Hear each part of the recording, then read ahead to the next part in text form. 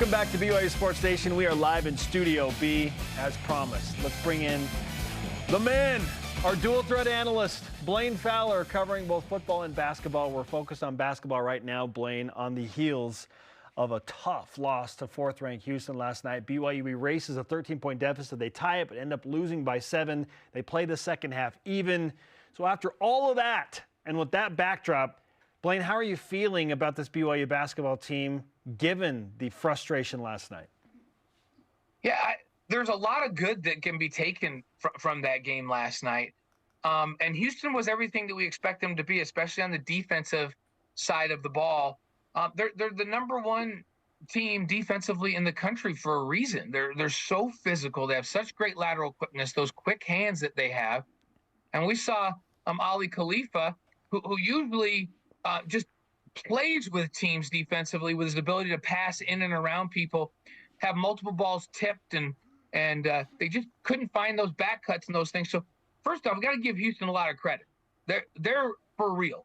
They're the number one net team in the country, and it's because they play such great defense. So the fact that BYU got down, they grinded to get back in it. They played a little bit different. They had to adjust. Ollie sat down. Food comes in the game. They play a little bit more inside out through the post.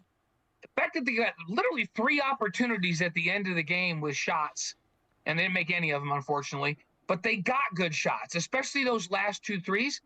Those are the shots you want to get to either tie the thing up and get into overtime or win the game.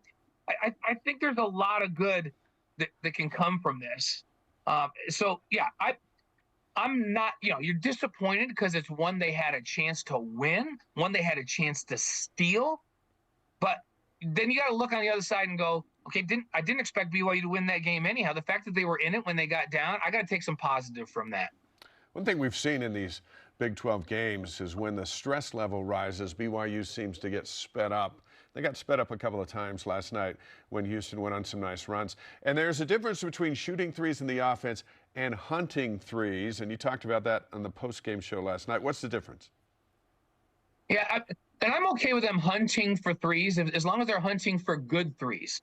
And I think they did a fantastic job of this in the Iowa State game.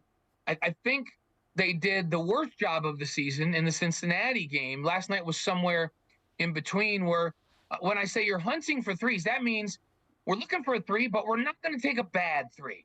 They're going to be open looks, patience on offense, make the extra pass. Maybe it's 2 extra passes. Maybe it's a drive to get 2 feet in the paint and draw the defense and kicking out to the perimeter. Last night, there were a few stretches where they dribbled into some threes that were not only deep, but deep with a defender in their face. So those contested threes, they need to, maybe it's just 1 extra pass or a pass and then a kick and an open 3. So I don't have a problem with the number of threes. They attempted 38 threes, but they only made 11. That's 28.9%. If they shoot above 35% and shoot 38 threes, I'm completely fine with it. That's not that many more makes. So they just reel it in a little bit in terms of shot selection, and I would be happy. I have no problem with the number of threes, just the quality of some of those threes in that game. And Dave, I think you're exactly right. And Houston does this to teams, right? They get you in a hurry because it's so hard to find an open shot. And then sometimes at the end of the game, when you haven't had an open look all game long because they don't give you one, and you finally get one, you're almost surprised that you're wide open, and you rush that wide open one a little bit. So, yeah, it's not the number, it's the quality. It's not about hunting threes, it's about hunting for good threes and quality threes. Blaine, I've had multiple fans contact me on X and ask, hey, are you still holding to your BYU's going to win 9 conference games projection? And my response is, they've been in all 6 games. They've given me no reason to believe they're not capable of winning 9 conference games with the schedule, quote unquote, lightening up. And take that, with a grain of salt, but it does lighten a little in February and early March. But I still feel like this BYU team is capable of winning 9 conference games. Maybe they're behind schedule by 1 right now because I feel like they should be 3-3, but they're 2-4. But if BYU beats Texas and get to 3-4 at the end of January, how are you feeling about what this team is capable of through the duration of the Big 12? I agree with you, and And I heard you guys talking earlier that this Texas game seems to be a little bit bigger because of the Houston game. And you want to hold home court every time you can. But when the number 4 team in the country is coming in, it would have been an upset for BYU to win at home last night by every measure, right? They're expected to win on Saturday, and you need to win those games you're expected to win.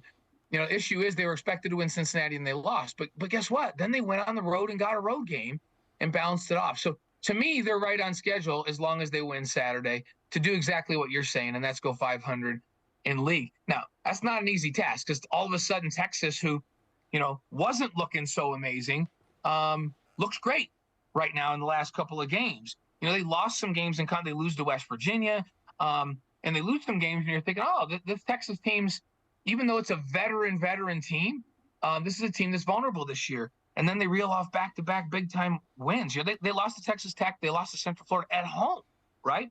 They lose on the road at West Virginia, who's not been great, although they did beat Kansas. So anything goes in this league. But the Baylor and Oklahoma wins, especially that Oklahoma win on the road, is a big win. Not as unexpected as people think, though. People have to remember, for some reason, Oklahoma has struggled with Texas, even on their home court. That's 5 in a row for Texas in Norman. And so there's something that Texas has that's getting in the heads of Oklahoma when Oklahoma plays them at home. 5 in a row now for Oklahoma or for Texas at Oklahoma in basketball. The Marriott Center is a tough place to play. And BYU is going to come with a little chip on their shoulders. Think about this. Dave and I were talking about this last night. I don't know if we talked about it on the air or if we just were talking about it, but defensive efficiency, this league's amazing. Houston's number 1 in the country. Iowa State's number 2. Central Florida's number 4. BYU's number 5 going into last night. They played 3 of the top 5 teams in the country in terms of defensive efficiency. And so it's tough to be a team that's built around offense when you're playing those types of teams. Now, Texas is very good. They're solid defensively, but they're 44 in the country. That's not bad. There's 362 teams in the country, so if you're 44, you're still pretty solid. But they're not Houston level defensively. They're not Iowa State either. They're not Iowa State either. Right. Iowa State's number 2. Think about those 2 teams, how good they are. They're the 2 best defensive teams in the country, and BYU's had that in their gauntlet the last couple of weeks. And then they've been on the road in some tough venues. So I expect them to shoot a much better percentage against Texas. And BYU has proven that they're a pretty solid defensive team. Texas is pretty skilled. They're a really good shooting team. They shoot almost 49% from the field, and they're 38% from 3. So they're a skilled, very veteran team. They start 3 graduate students, a junior and a sophomore. Very, very experienced, but you need a lot of experience to come and play in that Marriott Center. I just feel like BYU has a great shot to win this one Saturday. And if they win Saturday, they're right on schedule to be 500 in the league. I agree with you 100%, Spencer. Blaine, last question. Let's shift gears and talk about, we're going to stay with the Texas theme, but let's go to football. It's announced by the ACC that BYU's going to Texas, not Austin, up to Dallas to play SMU on Friday, September 6th. How do you feel about that Friday night game? Yeah, I like a Friday night game. I don't have any problem with that. It means on a travel week, though, you've got one less day of preparation. The hard thing is, you never know because you plan these things so far in advance how good a team's going to be. You'd like to see 3 games in the preseason where you go, hey, these are just automatic wins. Well, SMU is coming off of an 11-3 season where they were lights out as an offensive football team. They're really good, and they have a good core coming back. So this isn't just a give me for BYU. I do think, though, based on what BYU did this last recruiting class and in the transfer portal on the defensive side of the ball, BYU takes a major step forward defensively this fall to where they become one of the elite defensive teams in the Big 12. And I think that matchup is really fun and exciting because SMU's got this reputation. They're going to throw it all over the place and be wide open offensively, and BYU's going to come in there with I think, one of the best defenses they've had in the last 10 years. It should be really, really fun. Friday Night Lights in Dallas sounds amazing, does it not? Isn't that Friday Night Lights in Texas is what football is all about, right? 100%. Cannot wait for that atmosphere. We told you he's a dual threat analyst covering both basketball and football. Blaine, thanks for the time. We'll talk to you again as the week goes on. Great to talk to you guys. All right, see you, man. On this week's Deep Blue podcast with Jason Shepard, former Cougar